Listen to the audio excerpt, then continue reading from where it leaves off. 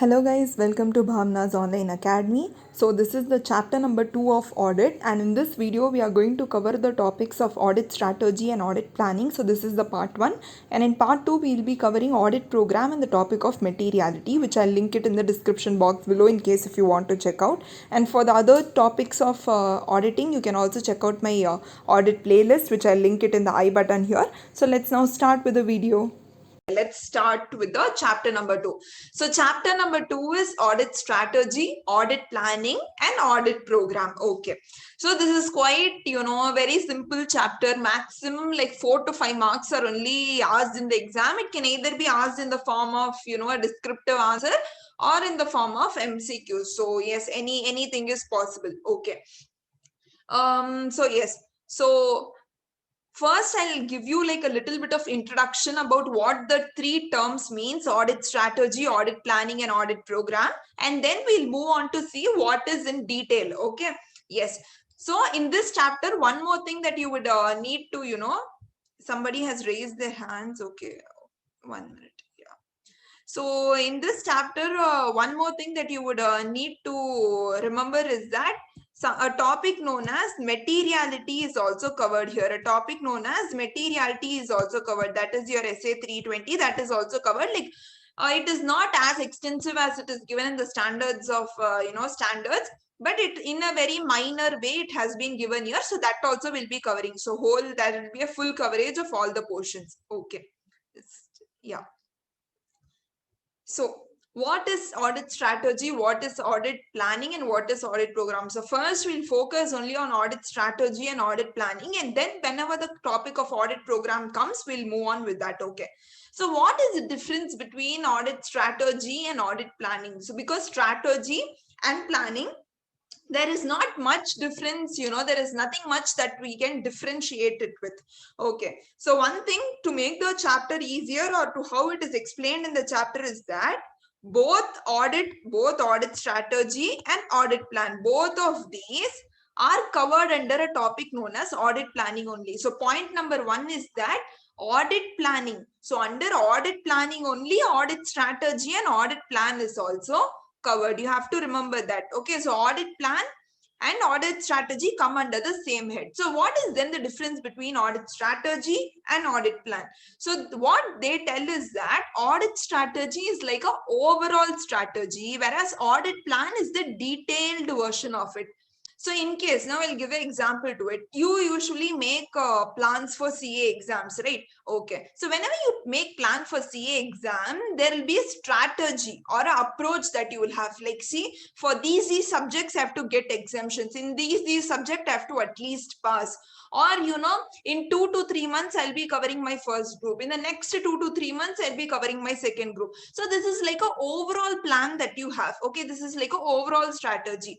Overall strategy that you have. Now, what is the audit plan, or what is the detailed version of it? In detailed version, you may tell like if I have to study accounts, I'm going to be studying accounts for 7 days. In that 7 days, in the first day I'll be studying these chapters, in second day I'll be studying these chapters, in the third day I'll be studying these. Or you can also have a detailed version of it, like this chapter I'm going to cover from ICI material, from past year question papers, from RTP, how much time you will devote to it, how many sums you are going to solve. So this is like a detailed version. So I hope the difference between what is overall and what is detailed, and what is audit strategy and what is audit plan is clear to you. Okay. So if there is any doubt in that, you can ask me. So yes. So now let's start with the topic of audit plan. Okay. So see, this is like an overview. This tab is going to give you like an overview of what and all topics are we going to cover under audit plan. So I have bifurcated all the topics into 4 parts. The first we are going to learn is coverage. So what and all things will you cover under audit plan? So what is audit plan? Now you have to answer me. What is audit plan? Either audit plan is overall version or is it a detailed version? Answer that in the chat box, and I'll move on to the, bifurcations. Okay, first we are going to learn the coverage of audit. That means in audit plan, what and all things you have to cover. Second is, because you're making an audit plan, what are the benefits that you're going to get from it? The third thing is that how will you develop a audit plan? Okay, what are the things that you are going to insert in that audit plan? And then KOCB means a knowledge of client's business. That also you have to include when you are making a audit plan.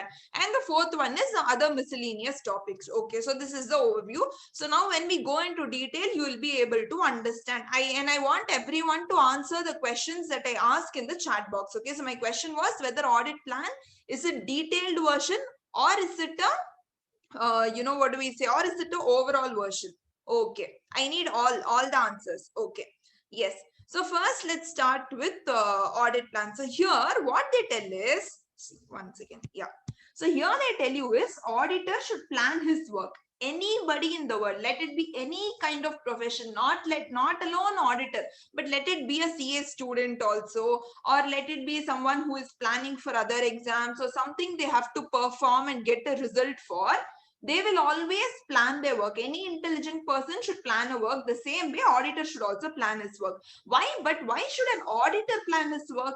Because if he plans his work, that will help him in conducting an effective audit in an efficient and timely manner. So it will help him perform the audit in an efficient manner, that with optimum resources he will be able to give his best result. Okay, and also because whenever we perform audit, we have time constraints also, right? So if we, if the exam is in 1 month, and if you don't go without any planning, or if you don't study without any planning, you're definitely not going to perform well in the exam.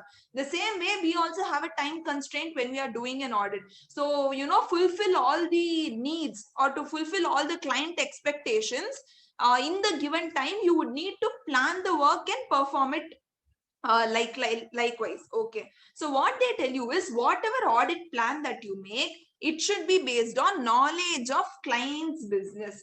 So what does knowledge of client's business mean? So here knowledge of client's business means that, suppose I'm going to do an audit of a suppose we'll take any jewelry, we'll take Tanishq jewelry. Okay, for example, if I'm going to do an audit of a jewelry store, and suppose if I'm going to do an audit of a e-commerce website like Amazon or Flipkart, these are two different things, and the way they function are totally different. Okay, whereas e-commerce website are totally digital based, these jewelry shops and all, they all are very much, what do we say, they're very traditionally working stores. Okay, they are like physical stores, whereas e-commerce sites are totally digital and everything is online there.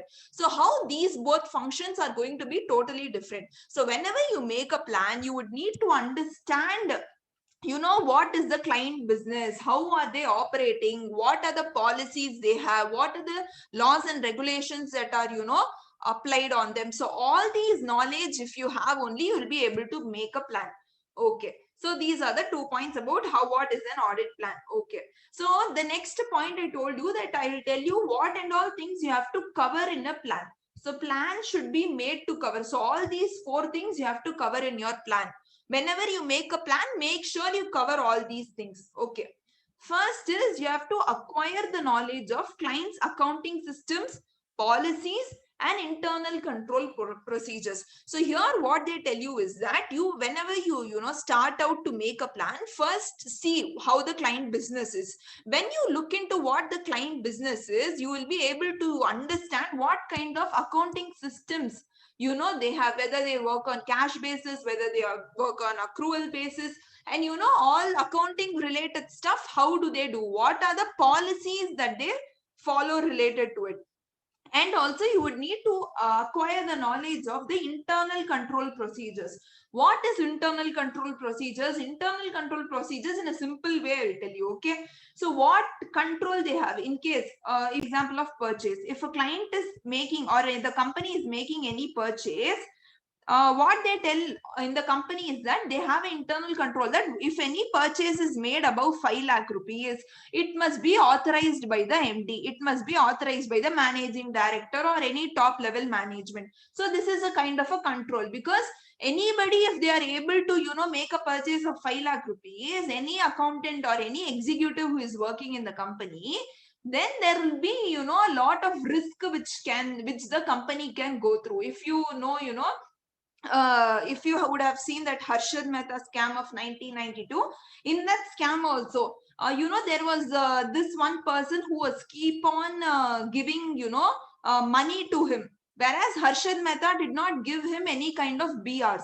So that is also a lack of internal control only. If they had a control that they can only give money with the, if there is any higher amount of money involved, they can only give it with the, permission of a top level management, that whole scam, the chances of scam happening would have, reduced, right? So that is one example of internal control. Next, what they tell you is whenever you make a plan, you must establish the expected degree of reliance to be placed on the internal control. So whatever internal controls they may have, see, a company may have 10 internal controls or 100 internal controls. Quantity of the internal controls doesn't matter.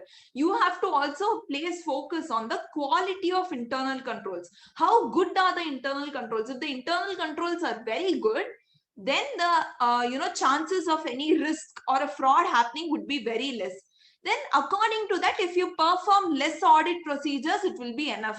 But see, here I've written, if the internal control is very good, then if you check less, it will be enough. Like if you apply very little audit procedures also, it is enough. But if the internal controls are bad, then you would need to do a lot of checking or a lot of audit procedures you would need to apply. Okay. So the quality of internal controls also matter. If now you don't understand what internal controls means, whenever we see the chapter number 4, it will be very much clear to you. Okay. Next, whenever you make an audit plan, you have to determine and program the nature, timing, and extent of audit procedures to be performed. Nature, timing, and extent of audit procedures to be performed. So whenever you are making a plan, so you will perform audit procedures. So first, what is audit procedures? I'll tell you that and then I'll move on with this statement. So an example of an audit procedure would be that, suppose if you're checking sales.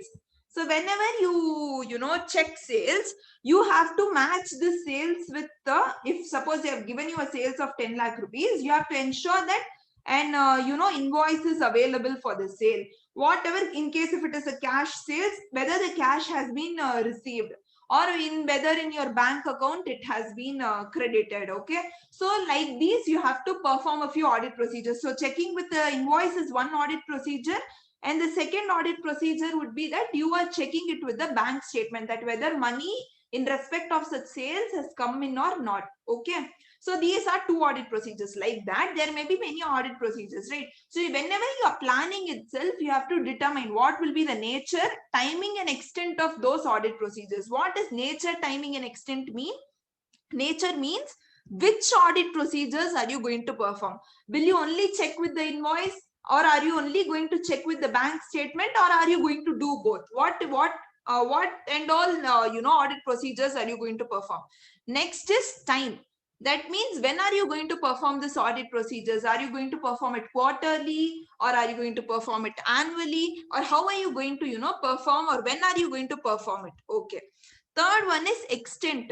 How much will you perform? Okay, if there are a sale transaction of, suppose if there are 10,000 sale transactions, on how many sale transactions will you perform these audit procedures? Okay, so what will be your quantum of sampling? So will you perform this on only 5,000 sales transactions, or 6,000 sales transaction, or 200 sales transaction? On how many sales transactions are you going to perform these audit procedures? So the nature, timing, and extent of these audit procedures you have to determine. Next, coordinating the work to be performed. Okay, so what tells you is that whenever you are planning, you also have to keep in mind that whenever you go on an audit, you will also take the help of few other people. That is, you can take the help of companies, internal auditors, you can take the help of the staff that is there, you can also take the help of audit experts. So whoever's help you are going to take, how are you going to coordinate with them? How are you going to work with them? How are you going to get the work done? So all these things also you have to include in the plan. So in the plan, what are the 4 things that you have to include? First is the client's accounting systems, policies, and internal controls. Second is the, how much reliance are you going to place on the internal control? Third is nature, timing, and extent of audit procedures. And fourth is the, how are you going to coordinate the work? Okay, fine. So plan should be further developed and revised. plan should be further developed and revised as necessary during the course of audit. So what they tell here is that as and when the audit, goes on, you have to keep on revising it as the circumstances are there. If you make a study plan of 3 months, for 3 months, top to bottom, you're not going to, follow it correctly. As and when the time goes, in case suppose in the middle you got sick for 10 days, that means the portions whichever are left for 10 days, you have to cover in the upcoming days. So according to that, you can change your study plan. The same way, whatever, developments are there in audit, as and when you perform the audit also, you can change your audit plan. Okay.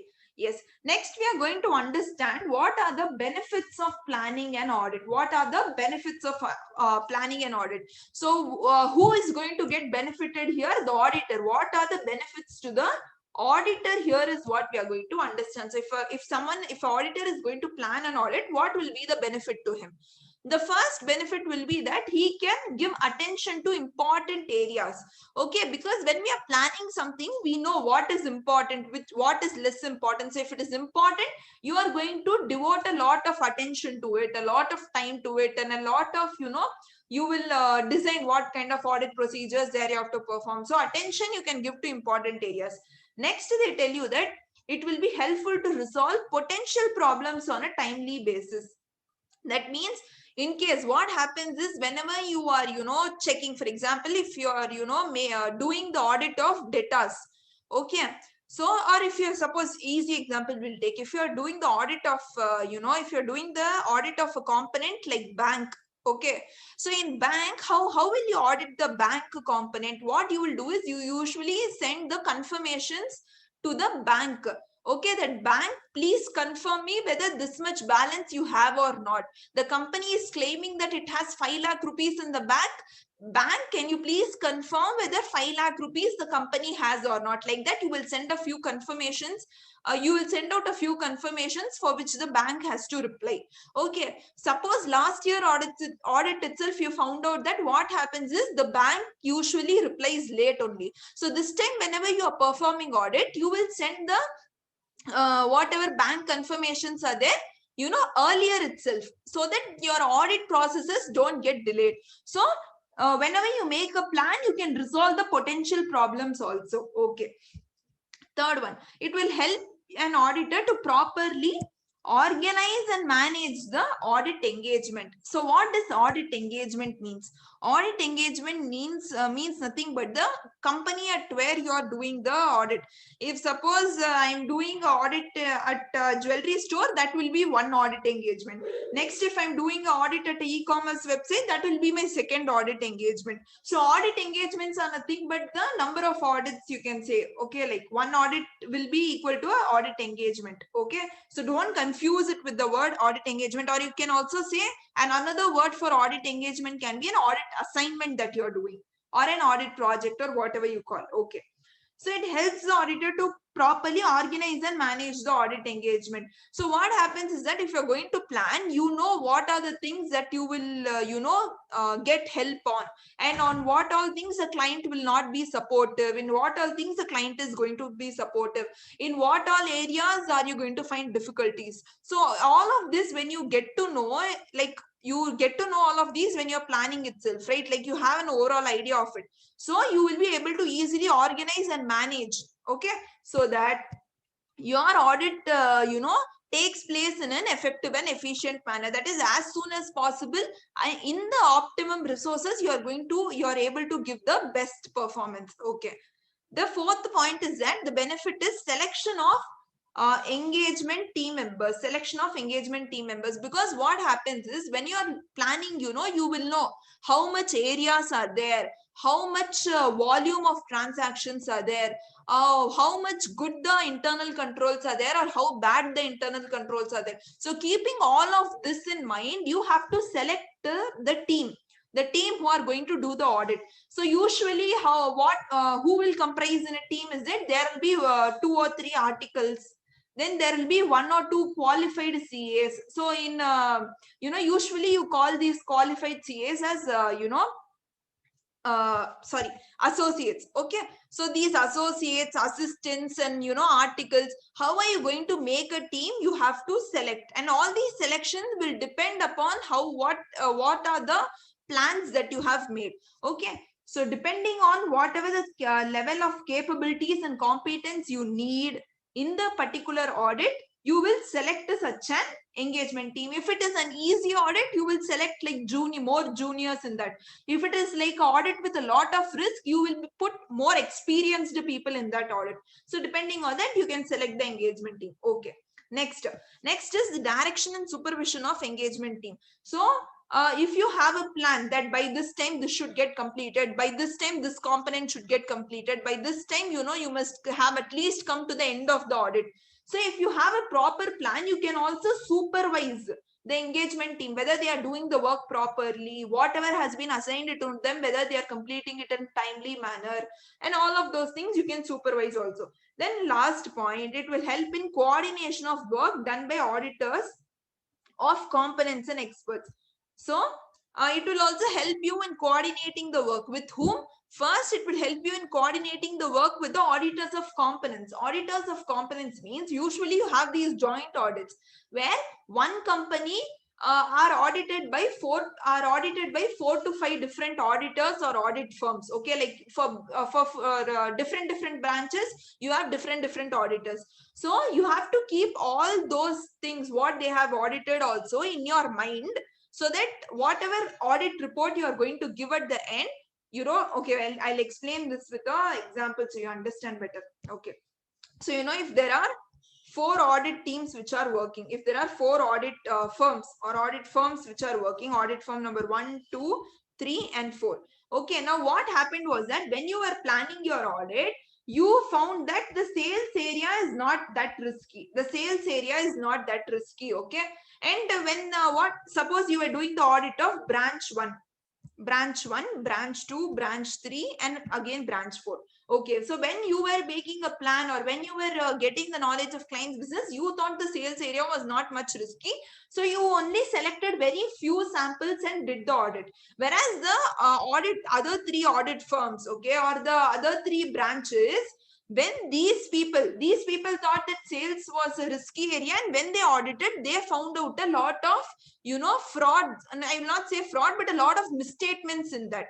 So at the end, what happens is that in case if this audit firm would have communicated this to all other people, then in such case what would have happened, the other auditors also would have put a significant what do you say, they would have put a lot of what is the exact word, they would have put up a lot of time, or what do you say, a lot of resources, and they would have performed a lot of audit procedures to check their sales also. So it is very important that you guys coordinate your work between each other also. So if there is a proper audit plan that at this time I'm going to communicate to the other joint auditors also, so that I know what are the risky areas, or with the experts also the same way. When are you going to coordinate, how are you going to coordinate, at what level of audit you are in, that time you will coordinate. So all these if you have already planned out, then such risk will not come upon you.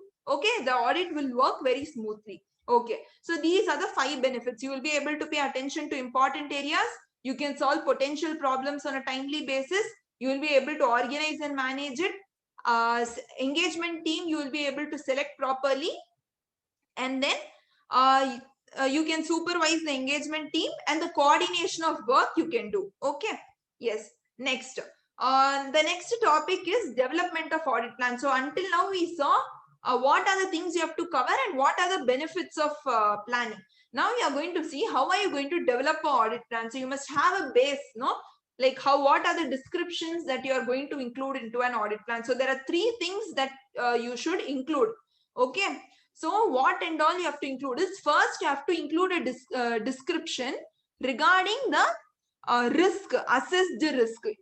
You all must have known SA 305. So SA 305, what you do is that you understand the entity's environment, you understand the client's business, you understand the client's entity, you understand their work culture, how they work or how they operate.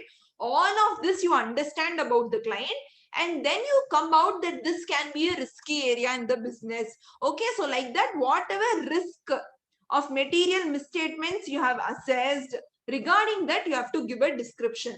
Second, all those risk which you have found in the part 1, how are you going to respond to such assessed risk?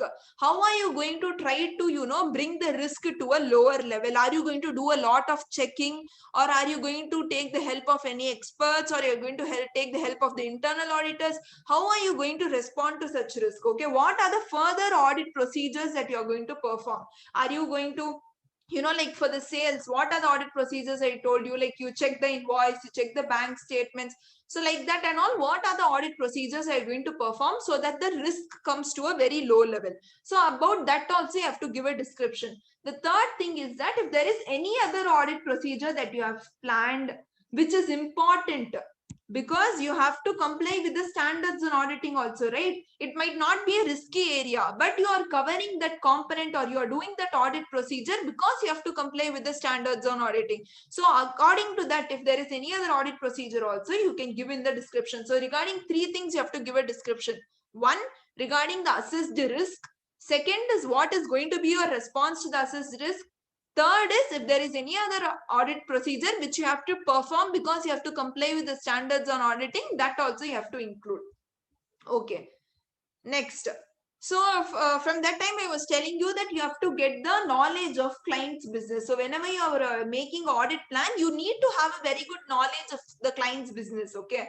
So here they are telling you what kind of understanding have you you should get. Because if I'm as like that, if I'm telling you get knowledge, now your doubt will be that what kind of knowledge should I get? What should I exactly understand about the entity? That only they are answering here. Okay. So they have told you like 4 to 5 things which you have to understand. First, these 4 to 5 things are not the only things that you have to understand, but these are the important things that you have to understand. First is what is the industry they are working in? What are the rules and regulations that are applied upon the firm? What are the other external factors that are relevant to those relevant to these kinds of firms? For example, external factors like what are the other firms, or what are the other companies in the same industry having a profit of? What are the sales? Now if you are suppose auditing Amazon, you need to understand Amazon is working in a e-commerce industry. There are a lot of IT acts which are applicable on the Amazon, because since it is on a digital platform.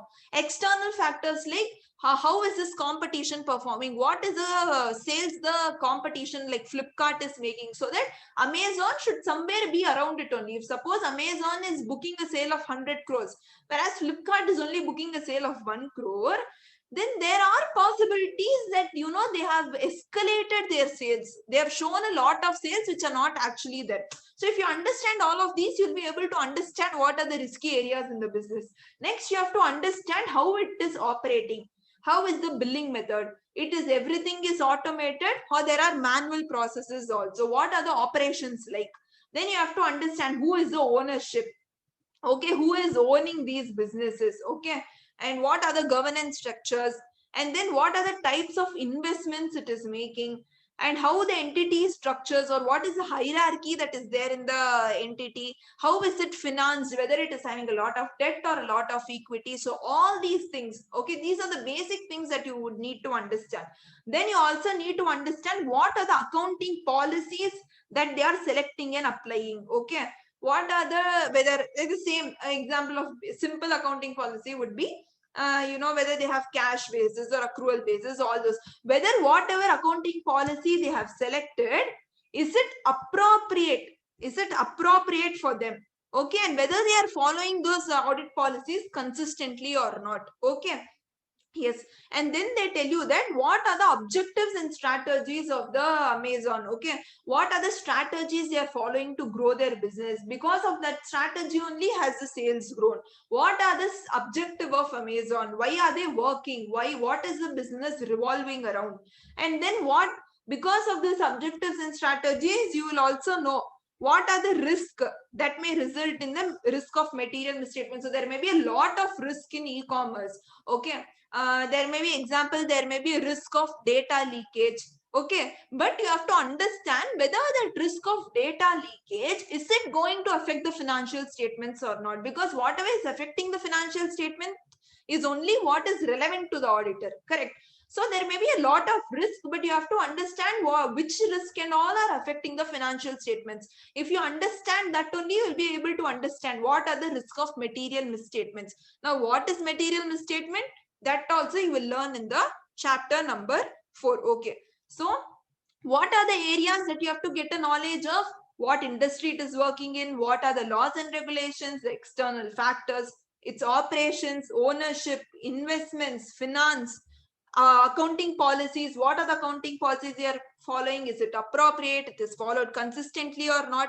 And then what are the risks which can result in risk of material misstatement? Okay, so for now we have completed 4 topics. Okay, fine. Explain. Okay, fine. So I'll explain, and in a short way I'll explain you what audit procedures is. Okay, so audit procedures, this is a term which you have heard the most in auditing. So what is audit procedures is that these are procedures. So these are procedures which are used by auditors. These are procedures which are used by auditors to check if whatever information that has been provided by the client, these audit procedures are used to check that whatever information that has been provided by the client, whether it is correct or not. So they use these procedures to check whatever information has been collected by the client is correct or not. I'll give you a very simple example of real life. Okay, so now in real life, whenever you go to school, okay, so in case if you did not complete your homework, and what do you do? A teacher comes up to you and asks you if you have done homework. What you do? Out of fear, you tell that no, I have, forgot the notebook at home. Okay, I have forgot the notebook at home. Now, this is the information that you have given to the teacher, that you have forgot your note at home. Now, how can the teacher confirm that you have forgot your notebook at home? Now you guys will answer. How can the teacher confirm that you have forgot your notebook at home? One, she can say someone to check your bag. Okay, or she can tell, honestly, whoever, did not complete your homework, please stand up, I'll not scold. The third thing what she can do is that call up your parents and tell them to bring the notebook. So these are the various ways in which, she can, in which she can assess whether whatever you have told is true or not. The same way only, audit procedures are those procedures by which they check whether the information which is provided by the client is true or not. If the client has told them that they have a sales of 10 lakh rupees, now by what and all methods are you going to confirm whether this information is right or wrong? One, you can check with whether they have invoices for this sales. Okay, for the sales made, whether they have the invoices. If the sale is made regularly to one company, if there is a tire manufacturing company, so if, for example, if there is MRF tires, and if they are, someone is not muted themselves once again.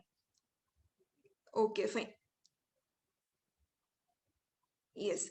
So if there is MRF tires, if they are, making a sales continuously to any car companies, then these MRF tires company will have some kind of agreement with them. So if you have any sale agreement, you can check that. By that, you can know whether this much sales can be made or not. You can check the bank statements, whether against the sales, how much money have you received. So these are the different methods by which you can check the information that has been given by the client. Is audit procedures now clear to you? What are audit procedures? I've told you in a simple form. As in when we move on with audit, you will get, know better about it. Is audit procedures clear to you? Roshni? Yes? Okay. The other person who asked? Is it clear to you? Okay, fine. 1 second. Yes. So now let's move on with the audit plan. We are at the end of the audit plan. Okay. So in audit plan, we have discussed what is the coverage, what are the benefits, what is the description you should include, how will you do how will you, see understand or get the knowledge about the client's business. Okay. Then there are a few miscellaneous topics. Okay. They tell you that audit planning is a continuous process. Okay, so here I've included here. So here what they tell you is that planning includes consideration of timing of certain activities and audit procedures that need to be completed prior to the performance of further audit procedures. Okay. So first, audit planning, they tell you that audit planning is a continuous process. That means that first, if you have made some plan, it must not be rigid. As and when the audit is moving on, and as and when you find any new developments in the audit or any new information about the client, something they might be hiding or something they might have forgot to tell, or any information like that which you find out, or any kind of development if you make on the audit as and when you are performing the audit, as according to that you can change your audit plan. According to that you can change your audit plan also. Okay, so here this line is very, very important. It has been asked in a lot of examinations. Planning is not a discrete phase of audit. That means planning is not a separate phase of audit. Like audit is separate, planning is separate. Like that you cannot say. It is not a discrete phase of audit, but rather the continual and iterative process. Continual means continuously you have to do audit, and iterative also means again and again you have to do the planning process. Okay.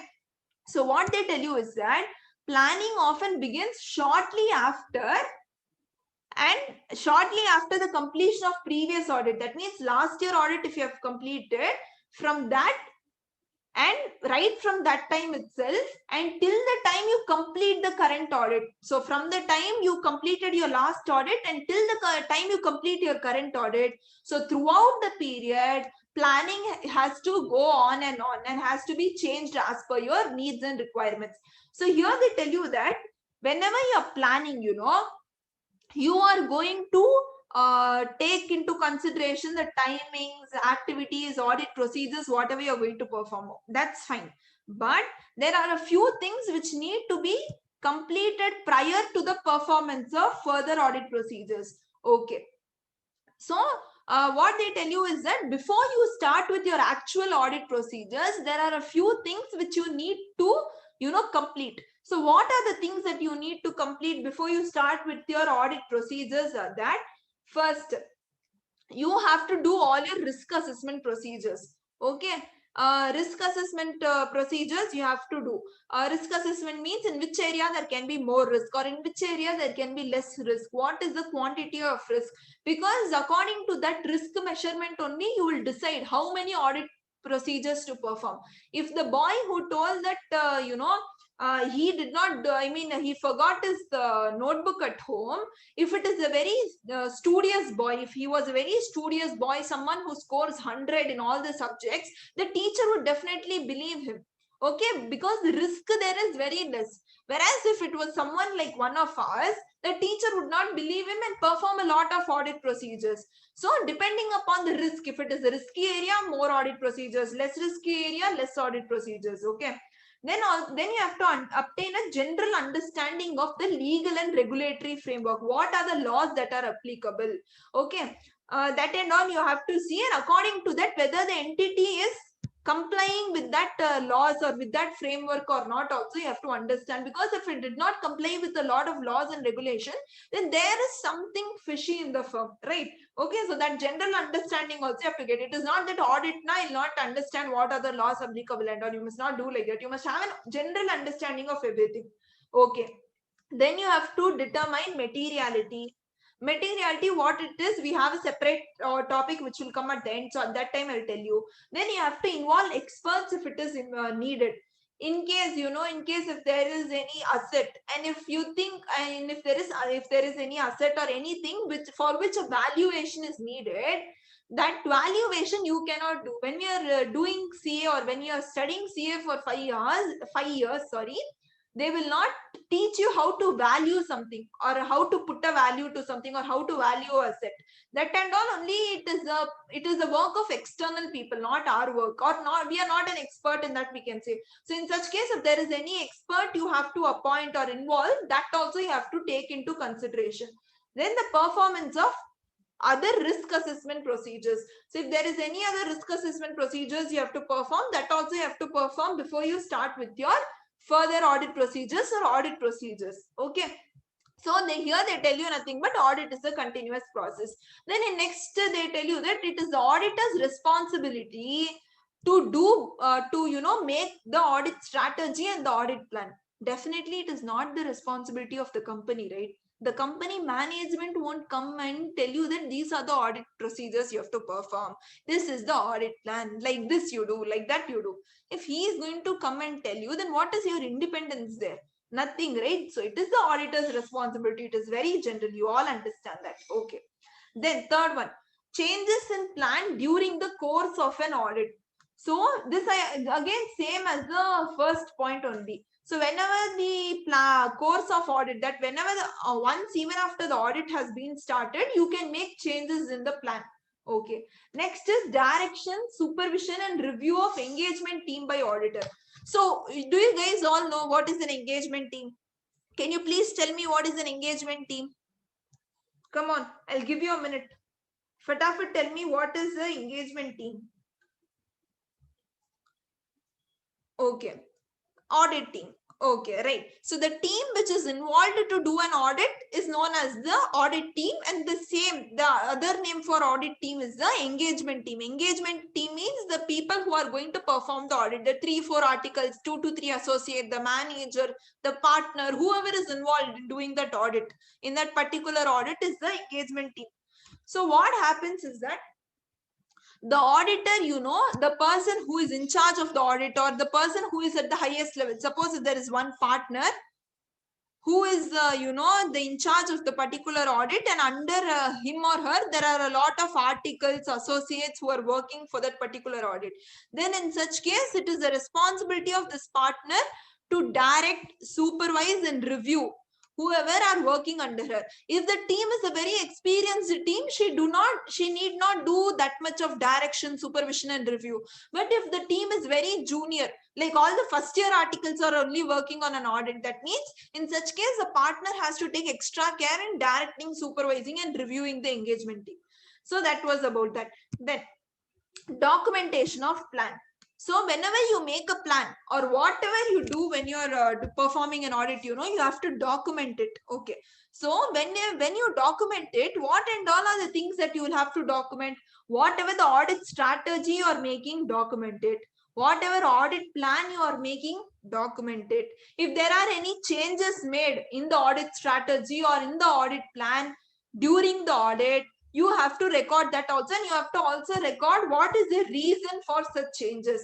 So all these three things you have to record. Okay, so this was about audit plan. So I hope until this everything is clear. Can we move on to audit strategy? What is audit strategy? Audit strategy is quite chotusa in compared to the audit plan. It is very little only. Okay, so shall we start with audit strategy? Can I get a yes, thumbs up? So audit strategy. Okay. So yes, in audit strategy, we cover 3 topics. One is assistance. So under this topic, what it tells you is how is the audit strategy going to help an auditor? How is it going to assist an auditor? So that is the first one. Second one is establishment. How are you going to establish an audit strategy? How are you going to develop an audit strategy, or how are you going to make an audit strategy? That is the second topic. Third topic is relationship between the audit strategy and audit plan. I already told you what is the relationship. So now audit strategy, what kind it is? Is it a overall plan? I mean, is it an overall thing or is it a detailed version? Is it an overall version or a detailed version? Audit strategy. That is my question number 1. And my question number 2 is that what will you make first? Whether you make audit strategy first and then follow it up with the audit plan, or option number B, whether you make audit plan first and then go on with the audit strategy. What is the order? First answer whether it is overall or detailed, and then answer the second question. Come on. I'll wait for 1 more minute so you all answer. Okay, I see only Gayatri answering. Other people? Come on, fast. Okay, right. Everybody has told me that audit strategy is the overall version and strategy only comes first. Then it is followed by a audit plan. Okay. Now, why did I teach you audit plan first? Because in the ICA textbook, it was given first. Okay. As simple as that. Okay. So now when we are going to study this audit strategies, there are going to be a lot of things which are going to, sound similar to the audit plan that we have, covered before this. So, because there is not much distinction to both of them. That's the reason, okay? But in exam, if they are asking you a question regarding audit strategy or how to establish audit strategy, the points related to this only you have to write and go. Okay, you cannot write points related to audit plan because it is sounding similar. No, they won't give you marks. At least a few words must be, in relation to whatever they have given in the textbook. That's why I'm explaining you line by line from the ICA textbook, so that once you give yourself, that means if I explain you line by line, whenever you are reading it on your own, you won't have any doubts. Okay. Yes. Fine.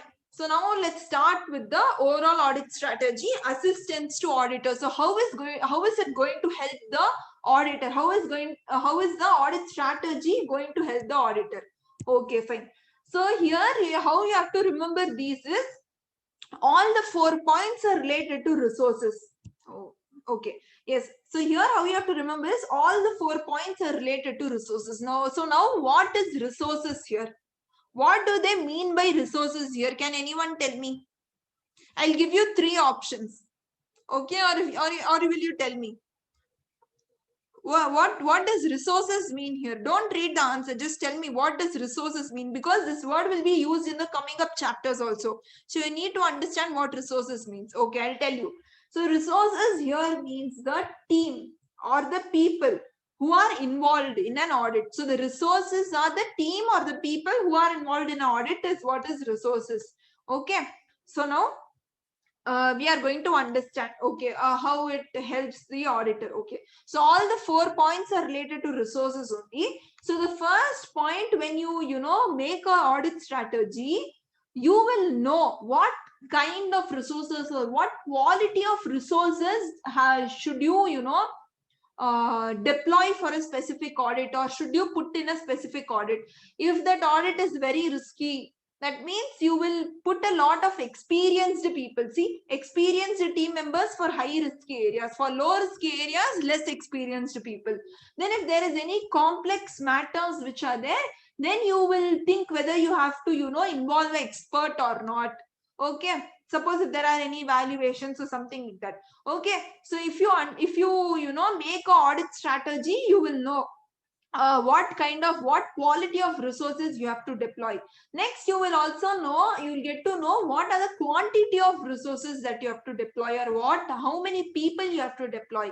Okay, that is a number of team members, how much you have to put. Okay, and example they have given you. See, to go to an inventory count at material locations, that means in case if there is a company, okay, if there is a company and it has 5 locations where its inventory are kept. In the first two location, its maximum inventory is kept. That means that is a very material location.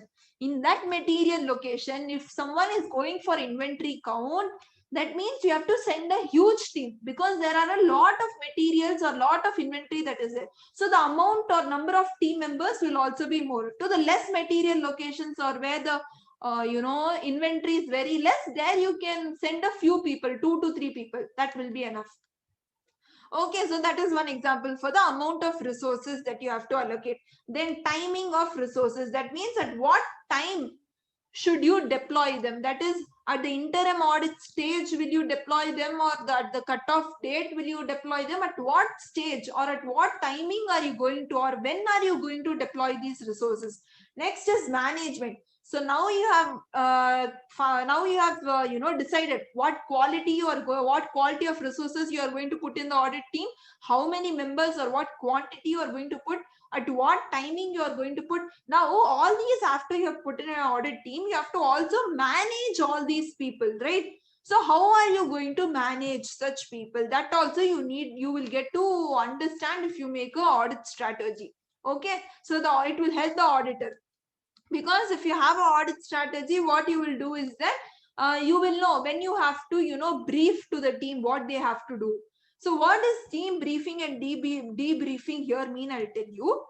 That is, the meetings happen, okay? In such meetings, what happens is that the senior person of the team or the partner who is at the topmost level, they will tell the team or they will brief the team about what and all components they have to check, what are they going to check, like what is the most risky areas, what are the audit procedures they are going to perform. So all these briefing they will do.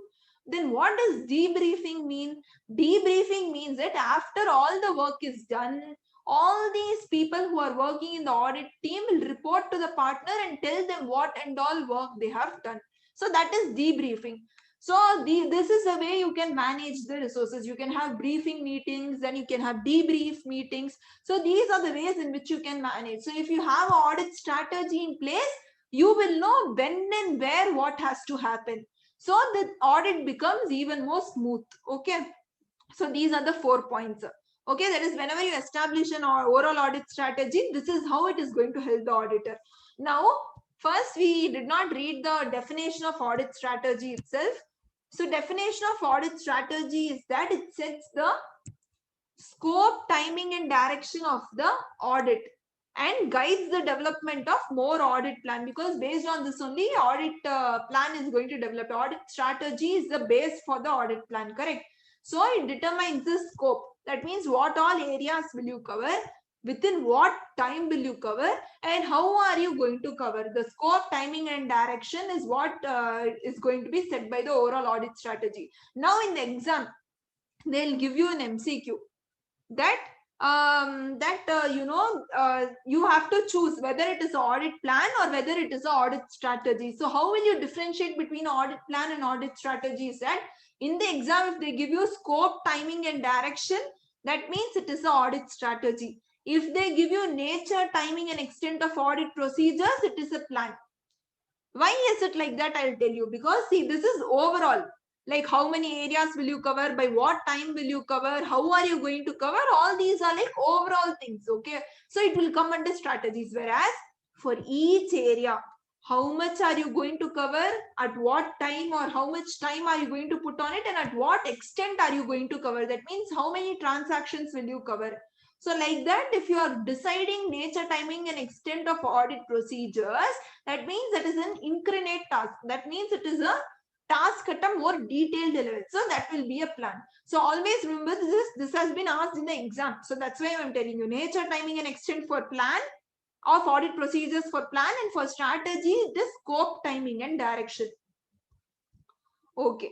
Next, the next topic is establishment of overall audit strategy. So that means what they tell you here is that whenever you are going to prepare a audit strategy, overall audit strategy, what and all you have to, keep in mind in simple terms, okay? Or what and all you have to look into when you make an audit strategy. The first thing is you have to identify the characteristics of an engagement that defines its scope. So you have to identify the characteristic of the engagement, that whether is it a limited review, or here whether you have to give a reasonable assurance. So what is limited review? So, listed companies have to get their, components audited every 3 months. Okay. So that is a limited review. Is it that kind of engagement? Or here are you going to do for the whole year? That is like a whole year audit are you going to do? What is the level of assurance that you are going to provide? Whether you're going to provide limited assurance or reasonable assurance, what are the characteristics of that engagement or that audit you have to first understand. Okay, because if you understand and identify that, you will be able to define its scope. Now, what is scope is what are the areas that you have to cover, how much you have to cover. So, what is scope I have covered in chapter 1 itself. If you haven't, seen the chapter 1 yet, it is on YouTube. So, you can go and understand what scope means there. Okay. Next, yes, overall audit strategy. So, then you have to also ascertain the reporting objectives of the engagement.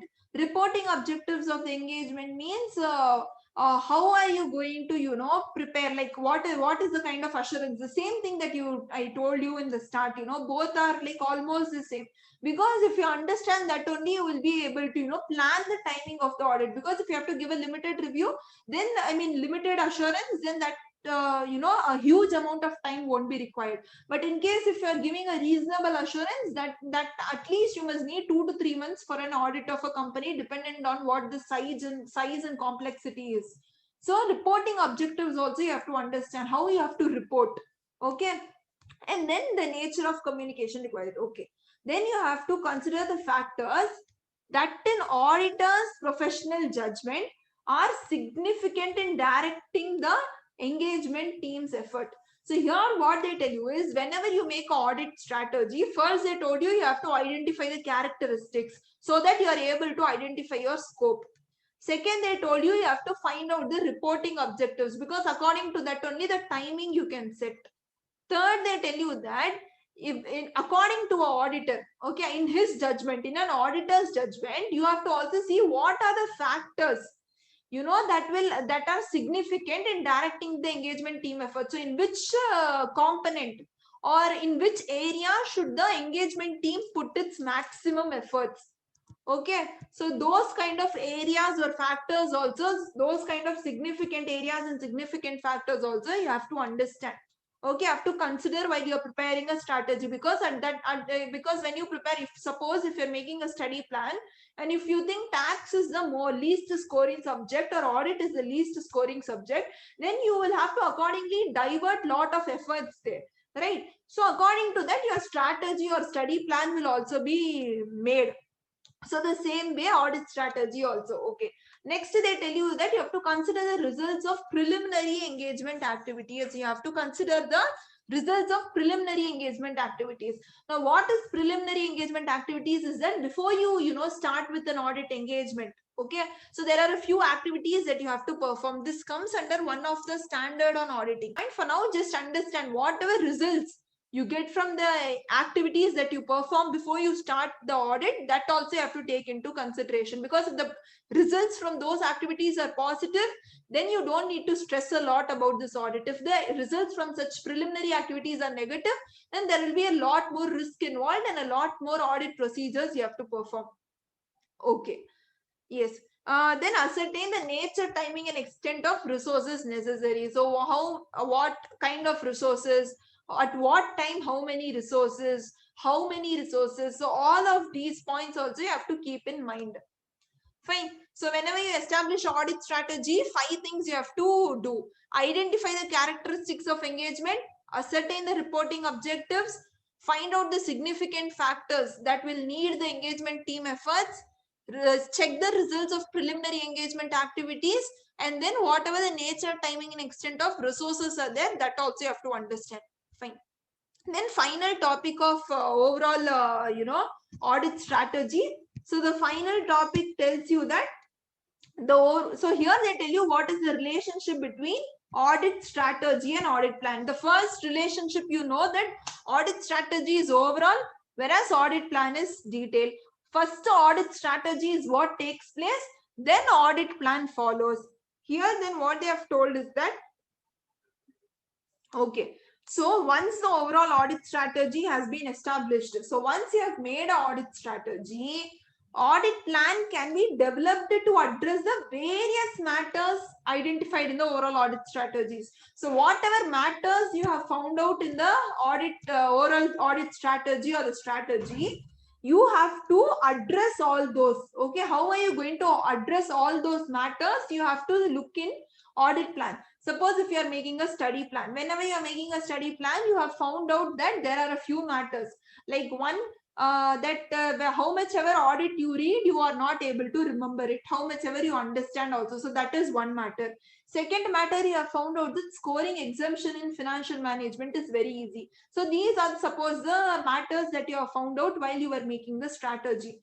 Now, when you are making a plan, to how to address those. So now if financial management you can score exemption, then according to that, how will you score exemption? All those detailed plan you will make.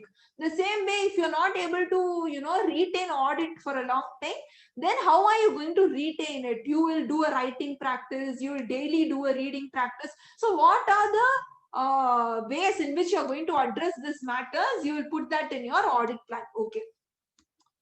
Taking into account, you need to achieve the audit objectives also. So why you are doing the audit, that objectives or that goal also you have to achieve. Okay, so the establishment of overall audit strategy and the detailed audit plan. So here also if you see, you can see here they tell you overall audit strategy, detailed audit plan. See, are not necessarily discrete. What they tell you, strategy and plan are not, necessarily discrete, or they are not very much separate from each other. Okay, or they are not also sequential, that if once audit strategy happens, you have to go on with the audit plan. It's not like that also. If there is suppose any change in the audit plan, then your audit strategy will also, change. Okay. See, closely interrelated, since changes in one may result in consequential changes to the other. Say if suppose when you were reading audit, you suddenly found out that you can retain all the audit terms and all better, and suddenly audit has become easy to you. So daily time what you are going to provide to audit, now you can provide it to tax or some other subject. So this is a change that you have made at a plan level. At a strategy level, now what you will think is, at a strategy level, now I have to score more marks in audit. So like that, if there is a change in one, there will be a change in another also. So both are interrelated only.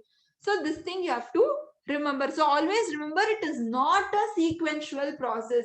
For understanding, we understood that first strategy is made, then plan, but whenever in exam they ask you, you have to tell that it is not a sequential matter, not necessarily a sequential process. Okay, so now audit strategy also we have completed. Now finally we have two topics. One is audit program and other one is materiality. These are very easy topics only. Okay. So we have come towards the end of the video. Hope you found this video helpful. If you did, please do like, share and also subscribe to the channel, and don't forget to click on the bell icon so you get notified every time I post a new video. Thank you.